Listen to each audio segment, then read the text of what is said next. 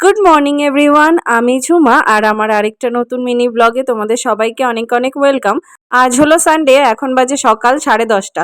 বাড়ির সামনে দিয়ে একটা বাসনওয়ালা যাচ্ছিল, যার কাছ থেকে মা একটা হাঁড়ি নিল।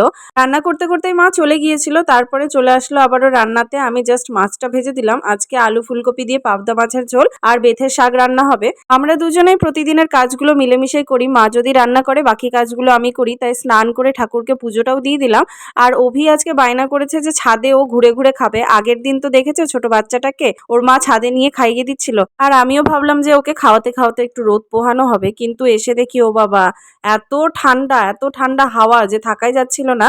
যতক্ষণ ওকে খাওয়াচ্ছিলাম ততক্ষণই ছিলাম, তারপরে আমরা নিচে সবাই চলে এসেছিলাম। তারপর আমি ঘুমিয়ে পড়েছিলাম, আর ঘুম থেকে উঠতে উঠতে প্রায় লেট হয়ে গেছে, 7:30 বেজে গেছে। এত ঠান্ডার কারণে জল খাওয়াও হয় না, তো মা জল গরম করে দিল, আগে জল খেলাম। আর মা রাতের ডিনারের জন্য আটাটাও মেখে রেখেছিল, তো ভাবলাম রুটিটা করেই নিই, যেহেতু ডিনারের টাইম অলমোস্ট হয়ে গেছে।